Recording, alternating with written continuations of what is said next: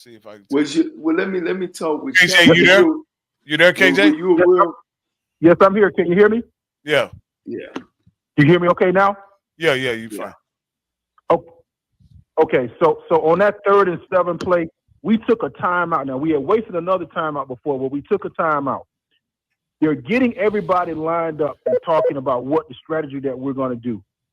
You look out there, we have 3 players on the field who's played less than 20 snaps all year. The guy runs and the defensive backs are still confused. 10 games into the season. 10. So that's when you see the guy flood, sneak through, the tight end sneak in. The new guy took off and ran and left his area. Tight end came in there first down. So it's those kind of different things that we're seeing with the coaching staff that gives us somewhat of, how can I put this? You don't feel comfortable in seeing that if Cozy and his coaching staff really kind of understand what they're doing, and also knowing talent. All these FBS transfers that we brought in, these guys are second team. So you already had guys on the team that are the starters now. So all these other guys that you brought in from Kansas, Syracuse, Michigan, these guys are second team and not even playing.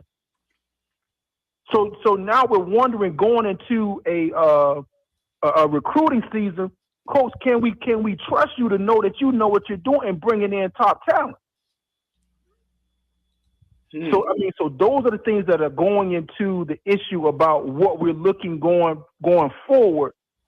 Cozy can make the adjustments, fine. That's what happens. Those are fall guys. And yes, Henry probably should be let go. But the onus is going to start on him now. And that's the thing. I'm just not sure if I hope he is, but we're kind of, it just have to be a wait and see, but there's a lot of pressure. It's going to be a lot of pressure that he has to prove that.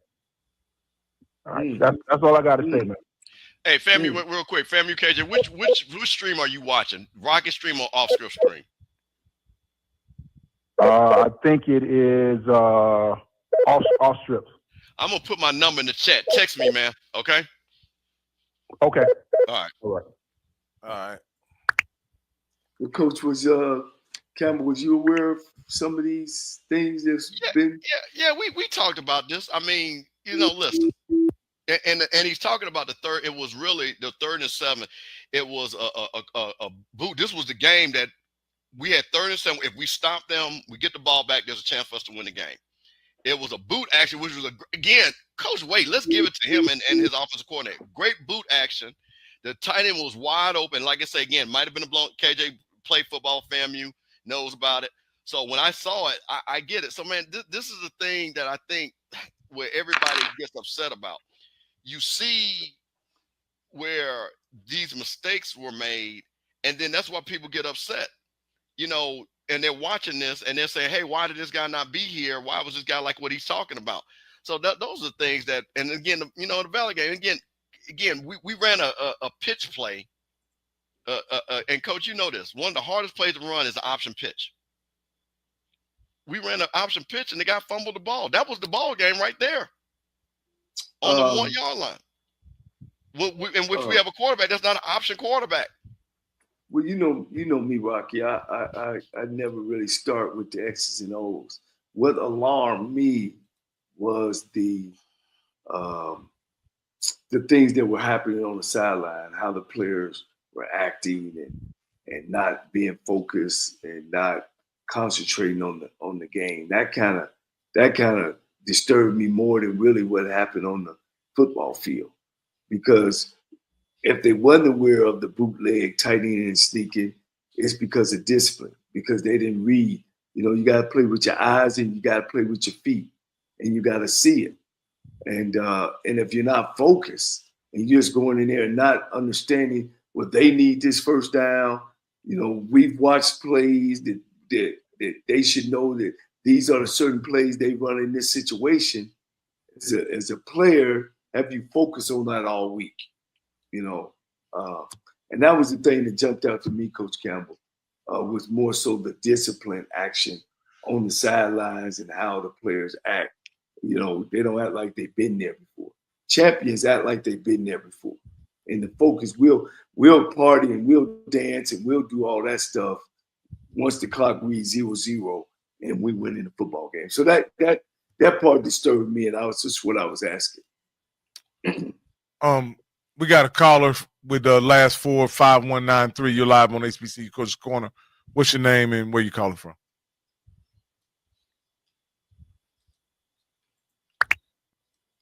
Mississippi. Hey, Rocky, you ain't got me them cigar peas. Coach Johnnie Cole, it's a pleasure to talk to you, brother. You one of the smartest brothers I done heard on the air. Only thing me and Mr. Campbell have against one another is he like that Kentucky Fried Chicken and don't like Ole Miss. See, Willie, no, first of all, I like Popeyes, and no, I will never like Ole Miss. You're right. I will never. I'm a Popeyes guy, and I would never like Ole Miss. You are right. Hey, but this is what I want to say, though. This is what I want to say, Brett Campbell. You and Mr. Ford is the only two guys that was really talking sense. See, in my opinion, now this is my opinion. Florida A&M and a lot of the fans from the MEAC fought Florida A&M over to the SWAC, and they were saying a lot of disrespect. They were disrespecting the SWAC, in my opinion, like they were just going to Chinnisbury the SWAC. They were just going to run through the SWAC. The only people they had to worry about was Jackson State, but it's rough in the SWAC. It's rough in the SWAC, and I want y'all Florida A&M. I'm not poking no fun at Mr. Campbell, but I want y'all Florida A&M people to know something. Willie gone. Willie Simmons don't own no real estate up in the SWAC no more. They've been waiting. Coach, they've been waiting to say that for 4 years, boy. They've been waiting, boy. Them boys been waiting. Hey, listen, Willie. Look, I'm Tango the Tiger. I'm Tango the Tiger, like off American Gangster. Willie Simmons don't own no real estate up in the SWAC. I say it's 20%, and if you don't like that, you ain't got to play in the SWAC. You can follow us around and say, "Yes, sir, Mr. Tiger. Yes, sir, Daddy Tiger. What can I get for you, Daddy Tiger?" If you don't like that, but I'm gonna tell you something. You play Mississippi teams over in Bragg, they're gonna beat you. Alcorn, Jackson State, Mississippi Valley State, USM. Any one of them. You better not schedule no Mississippi team over there in Bragg if you don't want to lose. But I want to say something about Alabama State. Man, I hate, ever since they came into the SWAC, they always been a chippy-ass team. They've been a chippy team, and I just don't like, and especially when Eddie Robinson was playing over there. You know, they had a quarterback from Jackson, Jones. Now, he came from Lanier. Now, I kind of like him. We pretty much grew up together, but that was the only player. I understand they had to suspend players from both sides, but man, you know, that game it started getting out of hand toward the end of the third quarter, and I believe they should have got the brunt of the suspension, and the referees that stood by and let them. Man, they punched a couple of guys. They just every time we play them, it'd be some mess. And they come to Jackson, we show them class. But you go over there in Montgomery, you know, you're gonna face that, and I think things should be done from now on. I don't think they should shake Alabama State team hand. I don't think they should greet them or anything. You know, they should play the game, let the game be over with, and go on by their business.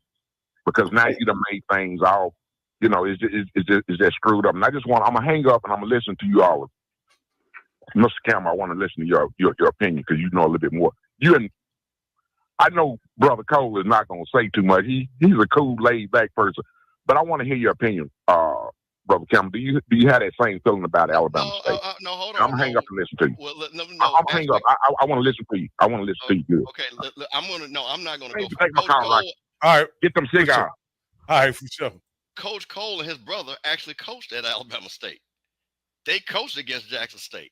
They understand. They actually helped build that back behind Houston Markham, who left Jackson State, because that's really where it goes back to a little bit of Houston. And like I said, my old Jackson State people know, and Coach, you know this too. Houston Markham felt some kind of way about some things that with Jackson State, and when he came to Alabama State, he kept that chip on it. So, Coach, why don't you, who coached in this rivalry, talk about the chippiness and the, you know, the back and forth? Because you coached it. You helped, as they said, help build a stadium. Well, Coach, you know, like I said, you know, we never had a team that got in a brawl. I can remember at Tennessee State, and we came in there and played him in the Southern Heritage Classic. And if you know something about that, you come down the same tunnel. And all we can hear, and this was our second year, they beat us our first year. All we can hear was somebody's trying to sneak in the SWAC. It won't be no, and just kind of, oh, look at them. Look at, they telling our players, look at them. Because all our players had certain time. I've told you how we do it. And we all got to the stadium. Look at them cute little boys. They cute. And we knew, after that second year, we were ready to go. Jackson State didn't beat us for 5 straight years, Coach. At Alabama State, we spanked them. It wasn't no brawl. It wasn't nothing. We come in there, and we came in there for business. And we crossed the field, and we shook hands. One thing, our players knew that ain't happening. That ain't a part of the game. It's about having class. It's about being there. I hadn't lost a comedy in I don't know how long. We've always, beaten Jackson State. So I don't, again, guys, things start from the top. I'm not here to bash anybody. It's ludicrous to me that college students, that's what they are first, they can't play a game for 60 minutes and shake hands for sportsmanship. And you're telling me that I'm coaching a team that I can't control? If you want to call me a control freak, do that. That just ain't, I can't even relate to that. But go ahead, Coach. All right. I'm going to put my Jackson hat on because this is what Willie wanted. Let me tell you what I've always thought about with Alabama State. I think, and again, we're not talking about academics. I want to be clear on that because people got confused. But Jackson State, Grambling, Southern is a big dog. You know what I'm saying? And I think Alabama State said, why are we not on that level? And I think they have always carried that chip on their shoulder against Jackson State because of proximity has a lot to do with it. Jackson State has gone down to Montgomery. They travel really well down there. And I think that's a little bit of that big brother, little brother thing. And Jackson State is always big brother them. It's Jackson State University. Alabama State feels they should be the same way. They don't have the same tradition Jackson State has. So I think coaches like yourself, Houston Marco, they won a national championship with E-Rob. E-Rob was on those teams that beat Jackson State, okay? He was on those teams. So there's a little bit of that. And then let's not even talk about the thing with him and Dion. He ain't swag. You know what I mean? That was hey, man, listen, Dion was coach at Jackson State. When you coach somebody, you are swag. Coach is going to be swag. So my thing is, I think that has a lot to do with some of that chippiness. But now, with that being said, I don't think Coach Eddie Robinson is like, let's go out here and break somebody's ankle. Let's be disrespectful. Because I think he's a type of guy that is a hard-nosed football player. But I'm just going to tell you, just being from Jackson, Alabama State has always had that thing against Jackson State. That's just me. They've always been like that. And let's go back to Houston Markham, Coach. Well, we gonna substitute. We gonna pull out my years at Alabama State. Jackson State was just another team to us. And okay. We knew we were gonna beat them. So I never got that feel. Okay. I never got that feel. Okay. Well, what I'm saying, but that's good. What I'm saying, there's different eras. You see what I'm saying? Right. Eras. So what I'm saying, but why? Listen, what goes back to the point. Houston. Okay. The WC going because again, when did Alabama State come into the SWAC? They came in 80. Yeah. No, it was in 80 because we played them. They wasn't it like 83? My year. They played my junior year in 84. Yeah, okay, that's Rocky. They came and they didn't have, they were just afterthoughts. Yeah. Then Houston Markham left Jackson State and went down and built them. They had a quick powerhouse team with Eddie Robinson, and then it's been up and down. Then Coach Cole and them come to his point, but you gotta understand something. They came in before A&M? Yeah. They came in before A&M. And they won the national title in 90. 91.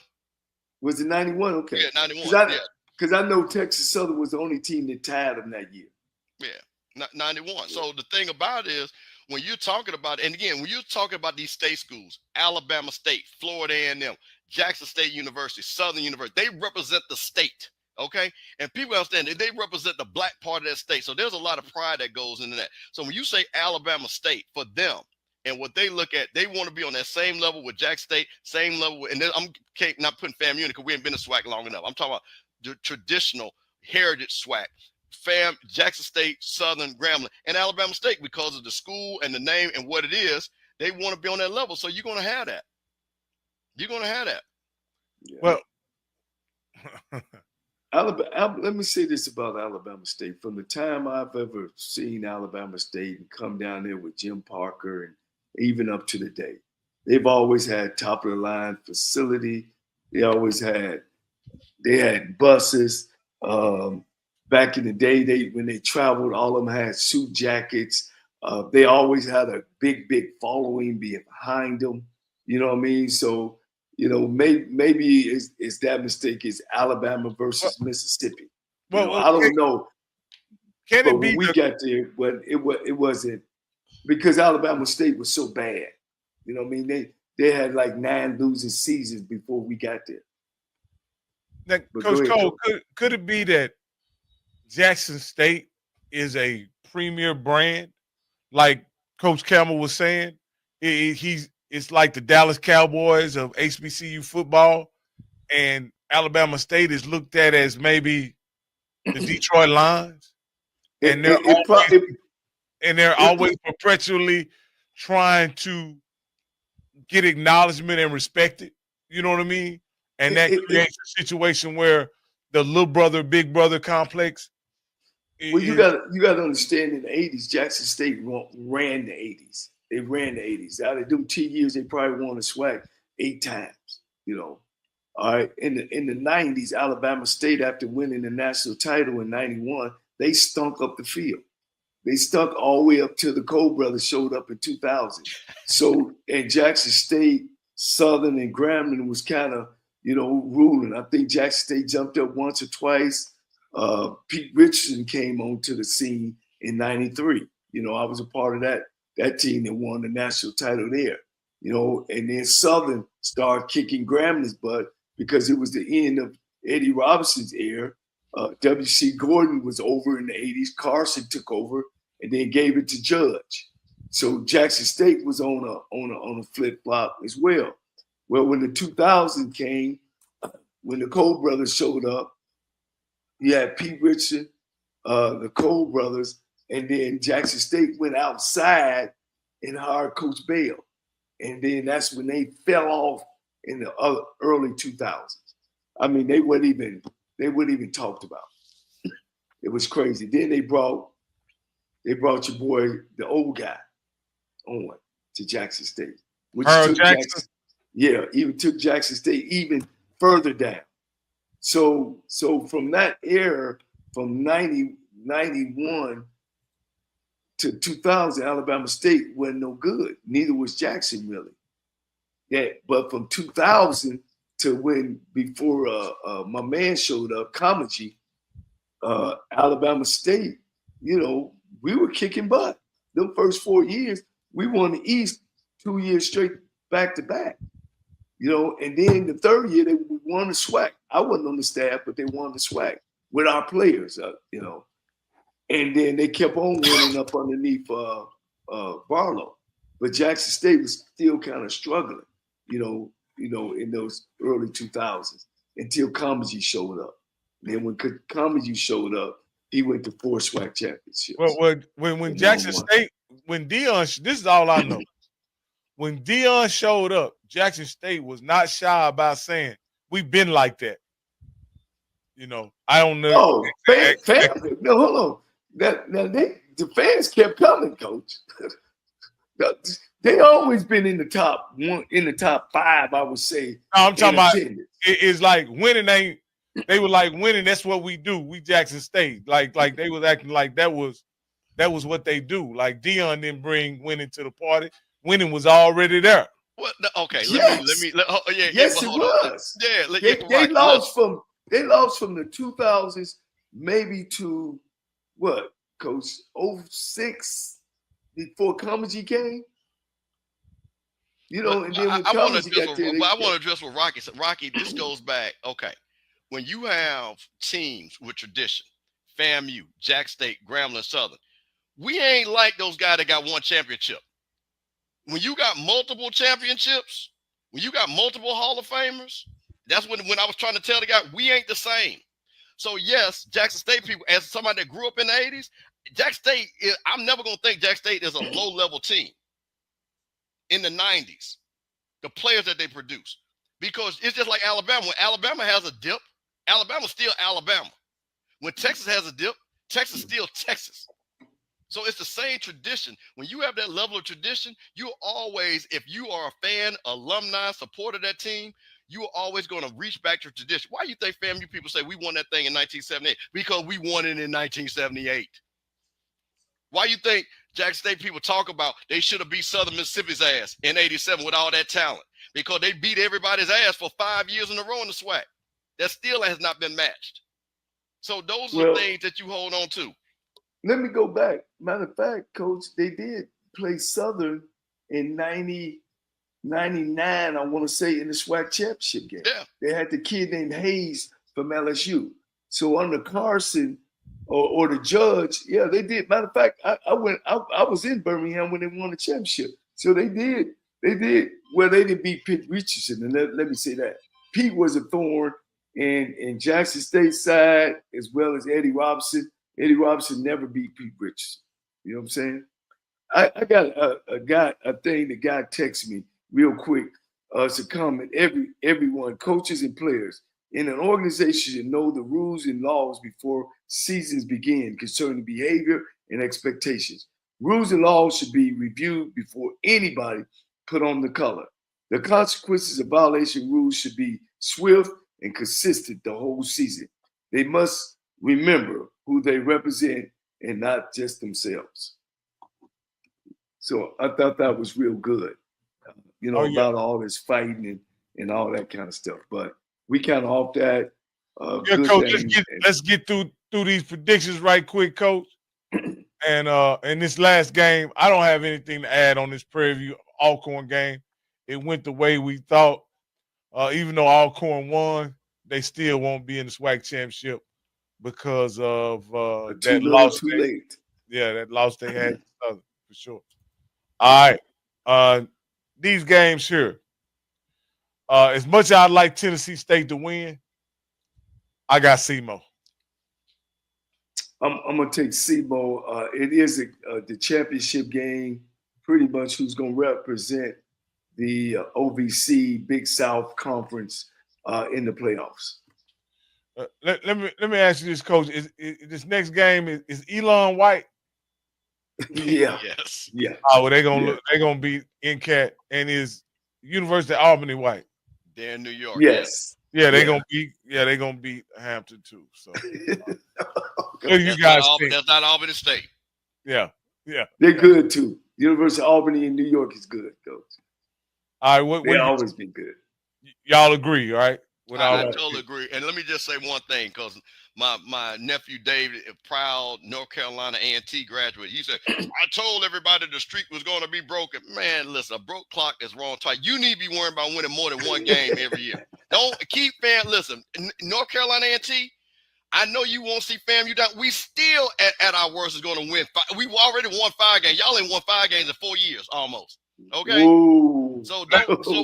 So even at our worst, we ain't at y'all worst. Okay? So I'm just going to put Let me ask y'all this. As a coach who only wins a Division II game, is that considered an over season for a Division I coach? No question, Coach. No question. All right. Hey, what's the old saying? At least he beat the team he's supposed to beat. Well, he barely did that because Winston-Salem had him beat and should have beat him. So how about that? So yeah, I'm gonna take my shot on that because them folks make, the rest of the people in the SWAC, I ain't got no problem with that. But North Carolina A&T, stop it. All right. Hey, Miss Faye, that was Miss Faye. That was tongue in cheek. I knew they were white. Ain't nobody gonna name nobody Elon unless they white. Anyway, NCCU and Delaware State. I don't think there's nothing to debate on that. But I don't know though, Coach, because they losing 17 players. So I don't know if those 17 are starters or not. So that's going to be a struggle for North Carolina Central. I'm going to take North Carolina Central. You think their backups can beat Delaware State? I want to say South Carolina put 60 on them. So okay. North Carolina Central probably won't score 60, but it may be a struggle, but I'm putting mine on North Carolina Central. What about you, Steve? Man, listen, Central's not losing that game, man. This is Trey Oliver. Listen, Trey Oliver already told you if I come up there, he's taking the rims off my Escalade, and I got a whole new Escalade since then. So no, man, I'm never picking against Central. When Trey Oliver, that man's gangster. No, sir. Central. What about Norfolk and South Carolina State? I think I'm gonna take South Carolina State on this one. I don't think it'd be much of a contest. But will this be Odom's going away game? Well, that's the question we should be asking, but I guess it's not a good question to be talking about one's job and the way he feels with the family. But hey, that's the pleas that come with the dog when you coach. Yeah. Has he done enough to warrant one more year? Boy, your fourth year, man. You might not win it, but damn, you'll throw your hat in it, and he's not even close. No, he's not. So I hate that. And then in the conference, you only got to win 3 games. Shit, to win the MEAC. So man, it's tough. In this next game, I would say Morgan State is having a disappointing season compared to what I thought they would. I actually thought they would be in the arena of competing for a MEAC championship. And so I'm going to pick Morgan on this one since they're playing at home. But I fully expect I wouldn't be surprised if Howard won. Well, once again, Howard is losing 19 players. Oh, okay. And Morgan State is going in there fully loaded. So they all, 19 players, let's say out of 70, you're only bringing 50 players to the game, So I got Morgan State. Listen, man, I just got to say this. Shout out to HBCU Nightly. They've got a crew over there. One guy is a Morgan State guy. The other guy, the young lady, is a Howard guy. And the slander that they did on that channel about 2 weeks ago talking about this game, and I'm just going to say this. Howard is not winning this game. Morgan State is going to win this game, and I think they're going to put a whooping on Howard. That's the thing. But if you ever saw that slander going back between Howard and Morgan State folks, it was epic. So I just wanted to put that out there. All right. This is the swag lineup right here. Everybody's playing for pride this week, guys. There's nothing on the line for nobody, Southern and UAPB. Texas Southern. They playing for who's gonna be last. Yeah, I'm gonna take Texas Southern on this one. Coach Dish, if he wins this game, it'll be a successful first-year campaign, in my opinion. Yeah, he did. Yeah, he did good in the conference. So that's even though he's 4-6 right now. Prairie View. This would be good for him. Prairie View and Alabama State. I think this should be a really competitive game because I don't think Alabama State can blow anybody out. I don't know how many points Prairie View gonna score against them though. That's the question. It'd be 17-3, 17-10, something like that. I think Alabama State is going to win.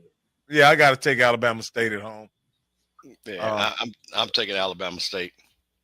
Yeah, and then roof. And then we have the Dragons. It's the Johnnie Cole Bowl. The Dragon Slayers. Oh, you're announcing this game, huh? Yeah, I'll be leaving Thursday. All right. This is the Dragons. This is the Dragon Slayers against the Fighting Mainers.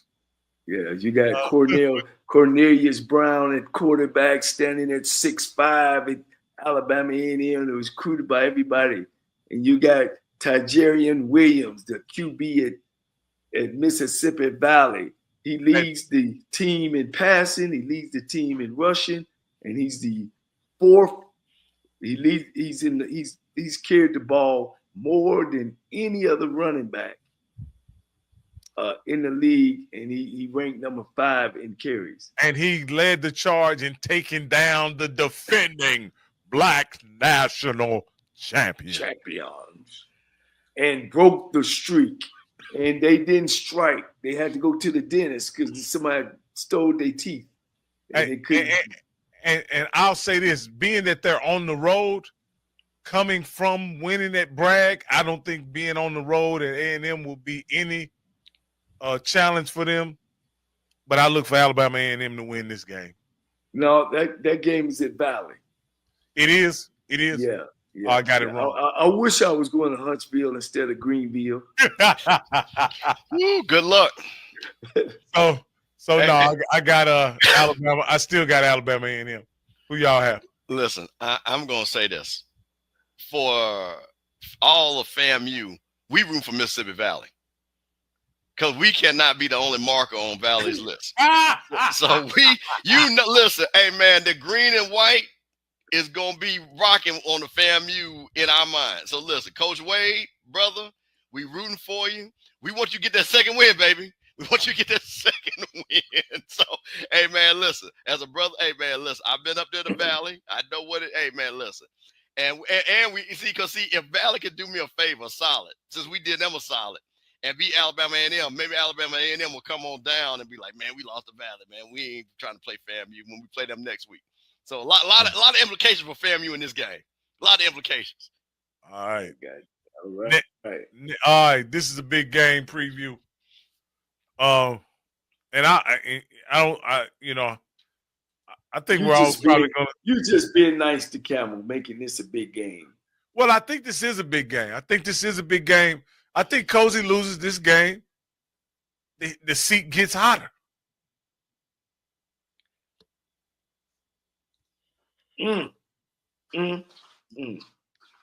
I just don't see Florida A&M doing that to the program. I think Cozy is good for the next 2 to 3 years. Now, if he ain't doing well in year 3, then I think they might. Did he sign a 4-year deal, Coach? Yeah, I think it's 4. Yeah. They might get him in that 4th, but I think he's sound. Florida A&M they just don't make the mistakes. They take their lumps and they go. But we'll see. Listen, I got Florida A&M. Yeah, I'm gonna tell you this. I think a change is gonna come. I think Coach Burris is gonna call all the plays that we want calls.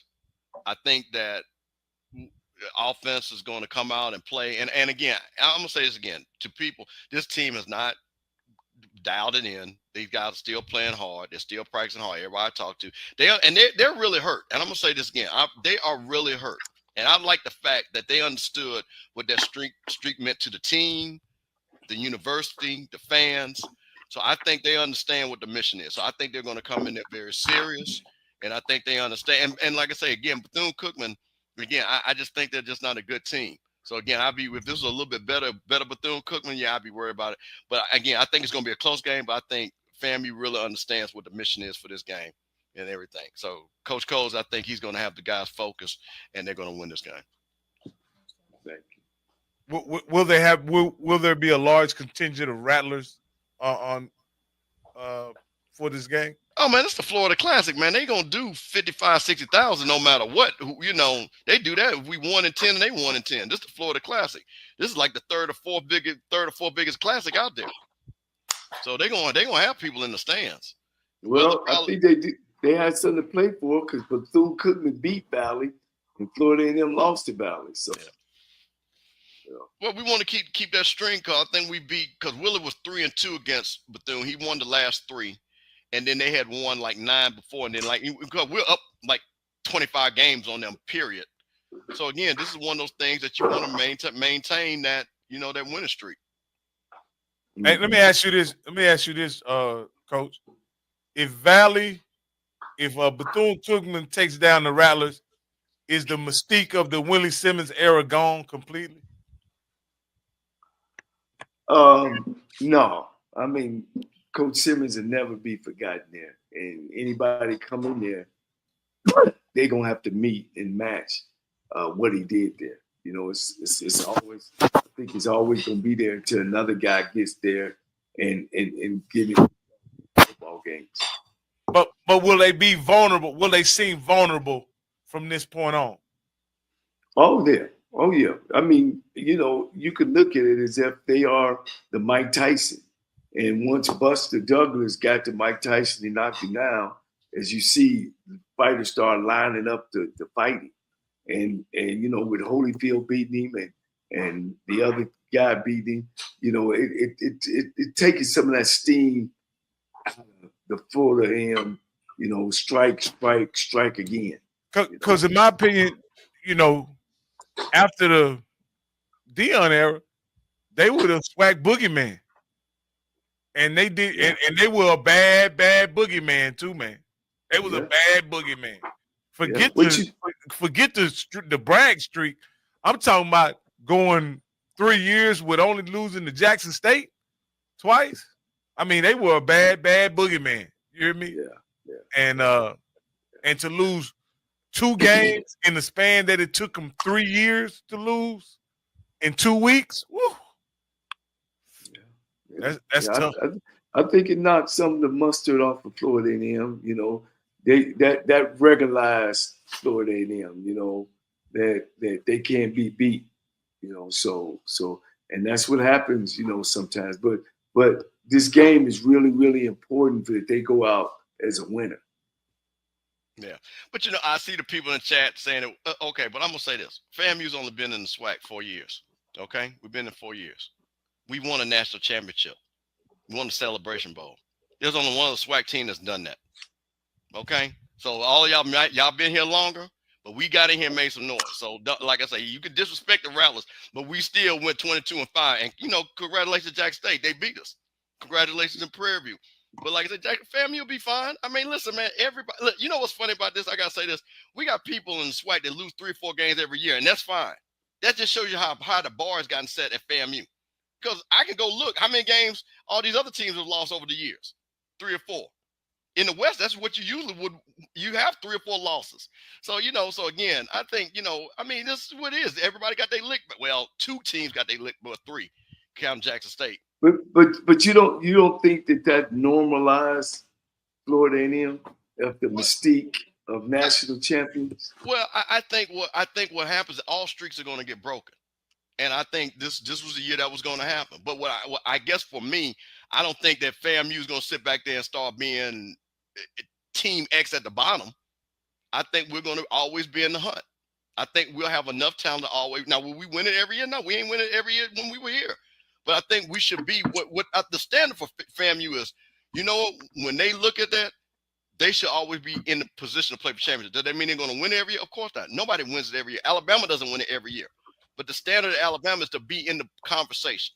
And that's all FAMU wants to be, is be in the conversation. Same thing with Jackson State. Jackson State, when you see Jackson State University, Southern, Grambling, they want to be in the conversation when the season starts. That's what the powerhouse programs are. Yeah, this week y'all was definitely in the conversation. No, well, of course. But here's the thing. You know why we were in the conversation? Because of what we had done previous. That's how you get in the conversation. That's why it's such a big deal. It's not like Valley hasn't beaten people in the SWAC before. They beat us. That's a big deal. Yeah. So we'll be fine. We'll be fine. I said something funny, Miss Faye. Anyway, no, like I say, this is a big game.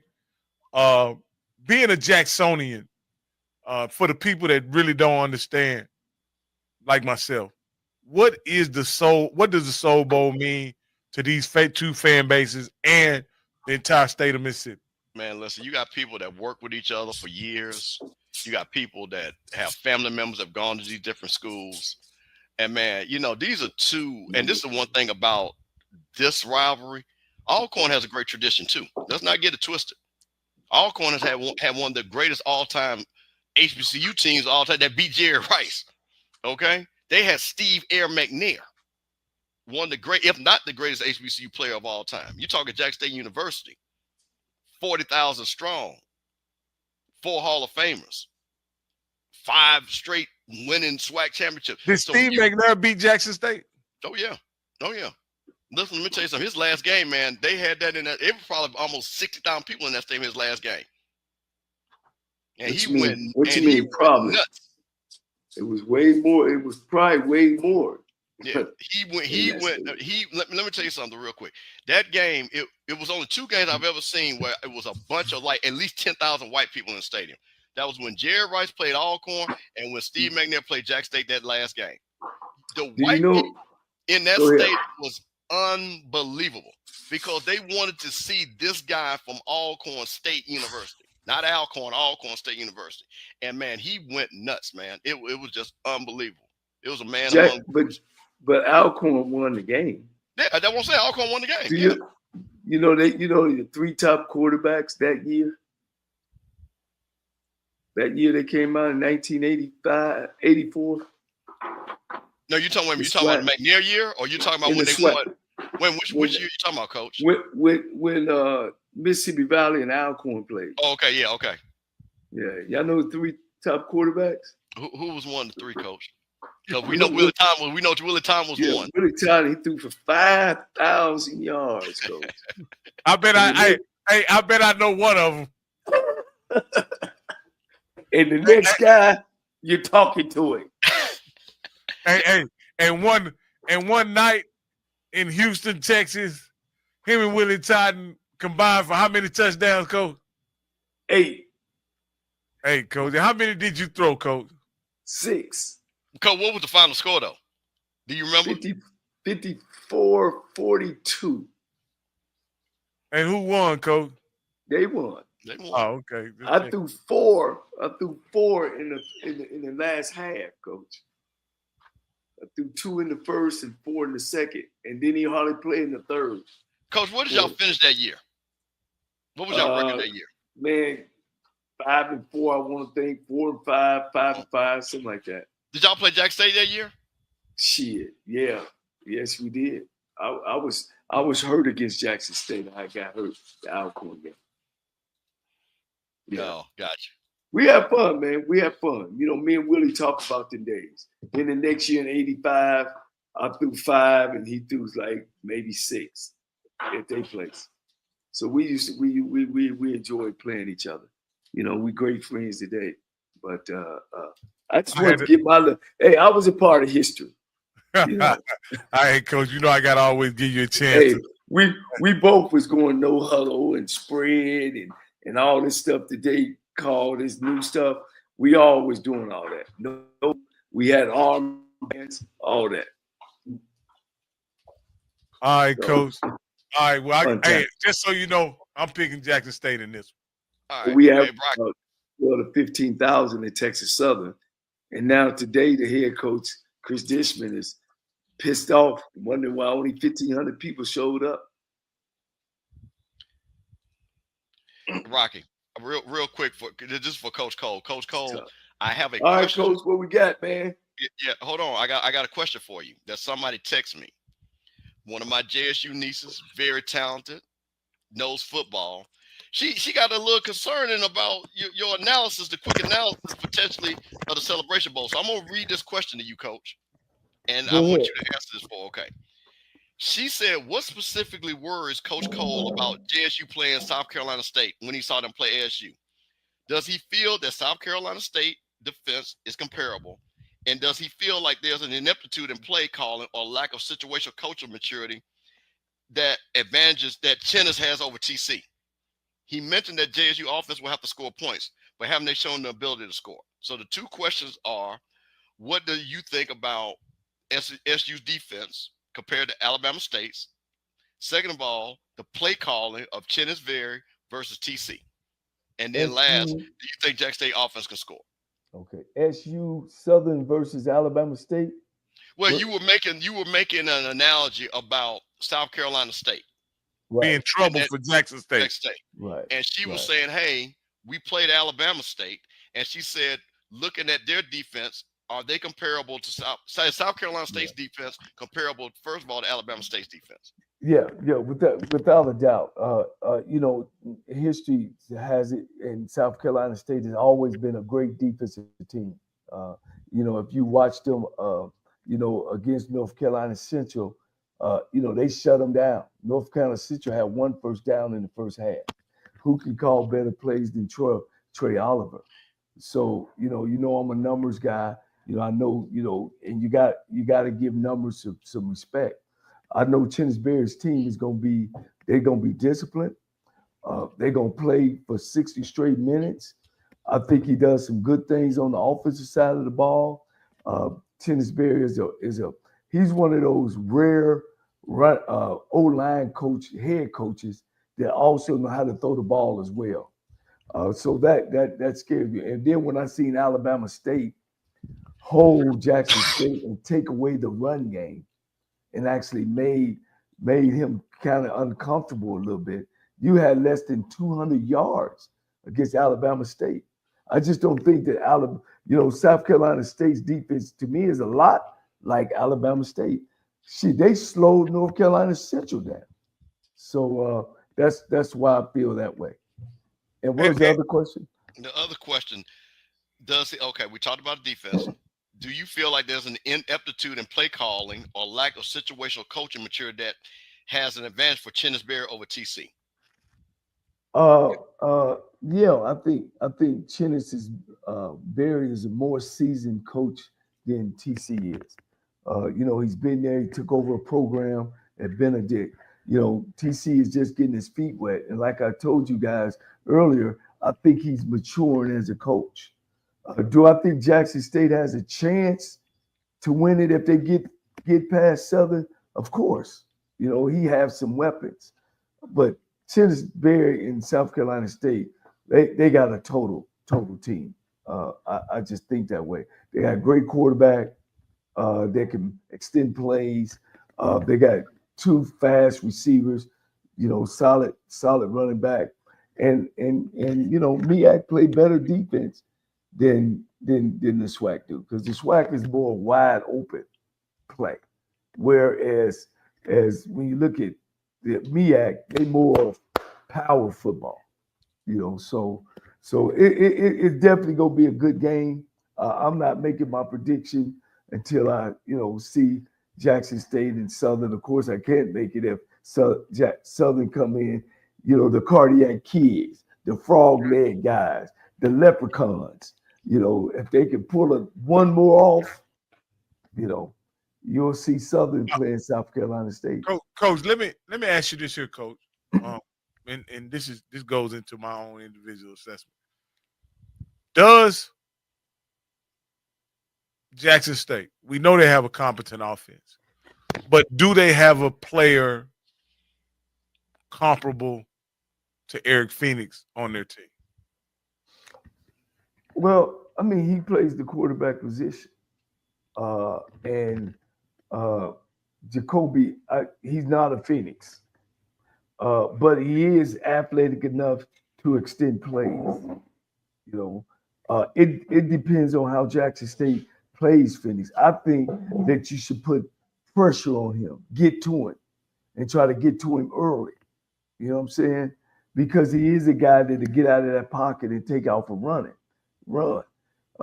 But I also seen him sitting there if you don't put pressure because of those fast guys you got high on one side that can run like the wind, and you got to get to him. If you can get to him with 4 guys, that's great to put him in protection. But if you can't get to him, he'll pick you apart. And I think that if you get to him and flush him out of there, I think you'll be in a better shape and have an opportunity to win the football game. And also, you guys, I always say the best defense is the offense that keep him off the field. I will say this. I would suggest that all Jackson State fans watch South Carolina State this weekend and see what they're going to do against Norfolk. I don't think Norfolk is as good as Jackson State by any means, but they have similar identities offensively. Whereas Odom wants to run the ball, he wants to, you know, do most of the damage in the run game, and he wants to use the passing game to complement his run. And so that'll give you some idea of how Chennis Berry may choose to stop the run against Jackson State. Will they commit a whole bunch of guys in the box, or will they play more, you know, a lighter box, you know, to stop the big play in the passing game for Norfolk? I suggest I have a sneaky suspicion that they're going to commit a lot of players to stopping the run and forcing Norfolk State to pass, and I think that's what they would do to Jackson State as well. Let me say this too, guys. You know, I don't want to count the eggs before they hatch. It's a little disrespectful to Southern, you know, but that's the fleas that come with the dog in this game called sports. If you don't, you know, if you don't show yourself, you know, you won't get the job, you know. And I don't want to take anything from Southern's year, you know. Like you always say, they got skunk tails and frog legs in their pocket and leprechauns, and I don't know what they do, but they've done a great job. I want to take my hat off to Coach Terrence Graves for being chosen Coach of the Year. They've done some great things. They made some great coaching calls at the end of the game to win these games, because they've been to 5 overtimes. You know, they are no quit football team. It's almost like they call the junkyard dogs, Coach. You know what I mean? So you don't know what team is going to show up on any given Saturday. As the old coaches used to say, that's the Lord's Day. You know, Jackson State's got to win the game first. But if you look at the numbers, of course, you would think that it wouldn't be the same. So I look forward to that game as well. Are you guys even thinking about going? I'm gonna know. I've been thinking about going. Yeah. It depends on how the weather. If the weather's nice, I'm gonna leave that Saturday morning. If the weather's kind of jacked up, then I'm gonna watch it on TV. But if I'm going, I'm gonna come in Saturday morning and turn right back around. I'd rather go see. I think I'd rather go see the SWAC championship than the Celebration Bowl. But that's just me. Okay. Well, let's figure out what we're gonna do. Yeah. And maybe I might fly on in Atlanta and drive over with Campbell and bring the beat right back. Okay. All right, guys. Hey, it's been another great show. We went. This is probably our longest show ever without a guest. We still went 3 hours, guys. I want to thank both of you guys for hanging on in there, man. I'm gonna step aside and let you guys wrap the show up, man. Well, Coach, I'm gonna say this. I got my dish shirt on, Mr. Swag Unit. I love it, actually. Shout out to my boy Merch Pack, man. He helps Ken and them Zoe with KC 1400 with all their merchandise. He made this for me. I appreciate that. He saw the foolishness and I embrace it. But man, I'm just gonna say this to everybody once again, man. I enjoy. We got a lot of people in here that like me, a lot of people that don't, a lot of people like FAMU, don't like FAMU, but man, they're here. And I just appreciate all of you all being here, because this conversation tonight was our conversation. We talked about some things, Coach, that wasn't even about football. And we had a lot of intelligent people that were in the chat that gave great commentary. They called in. And man, we ain't got to like each other. All I'm just saying, man, we just have a little respect for each other. And let's have our own shows that we have. So, man, I appreciate everybody watching. You know, tell people, you know, we do it a little bit different, which is fine, that what this channel does. But this is HBCU Coaches Corner, so we're going to uphold what Coach Cole wants to do. And I'm going to say to all the coaches that do watch this show, we respect you. We appreciate. We know how hard a job that you're doing. We give analysis as a fan. Coach gives an analysis as a coach, but it's never personal. But we're always going to try to tell the truth on this show. So I just want to tell everybody, and from the bottom of my heart, I appreciate all of you all watching. It means a lot, because, like I said, a lot of you all I know personally, and we talk offline, and I'm proud of all of you all, because you do represent the best of your schools. So, hey, man, let's keep it moving, man. Let's keep it moving. Coach, hey, man, this was a great show as well. My two favorite guys, man. Again, I want to do a lot of things with the show. I hope you subscribe to us. I hope you ding dong, throw a couple dollars in, because we do this for free and giving you a lot of content and a lot of information about what's real. We got three different perspectives, one from the outside of HBCU, one is a longtime HBCU, and well as I am the coach, and try to give you guys an insight on what happens. I gotta say though, we gotta get a hold to our kids, and I'm old school. I don't believe in kids running the show, just like the prison don't run the prison. I believe that we should tell the kid and not the kid tell us. I'm a school teacher. I've been on every level of teaching, high school, middle school, and elementary. Also taught in college as well. Of course, you guys know I've been a head coach, assistant coach, GA. I started full-time as a coach in 1986 and been coaching ever since. I've coached Little League football. I've coached Little League basketball as well. And I think, just sharing a little bit about myself, I think that was my best coaching job when I took a neighborhood team to Miami that was sponsored by my nephew at the time who played in the NBA. And we actually won the Division II National Championship down in Miami. So I think I got enough background and experience, to always be truthful and always, tell it like it is. And sometimes it ain't always my way. So I believe there's many ways to skin a cat. It's just that I got 4 of them back there, each 4 of those. So I think I know what I'm talking about. But we got to get a hold. We got to make sure that we teach our kids on the college level that they are the example. They're not the exception.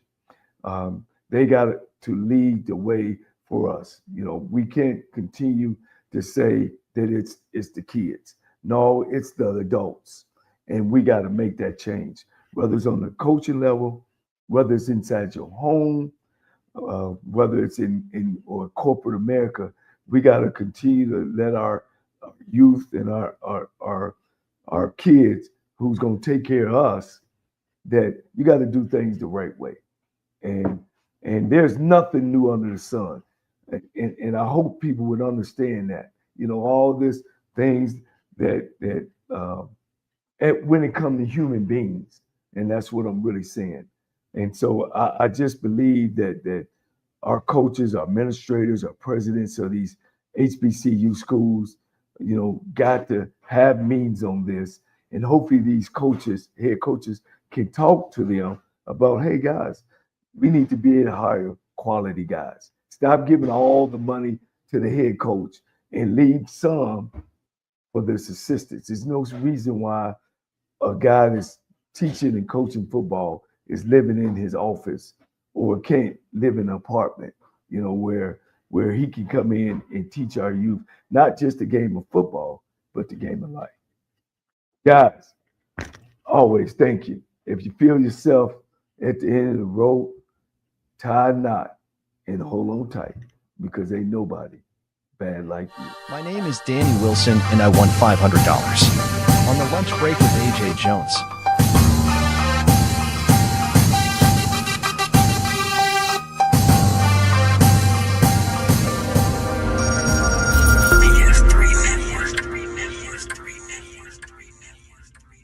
BS3 Network, changing the way you watch TV.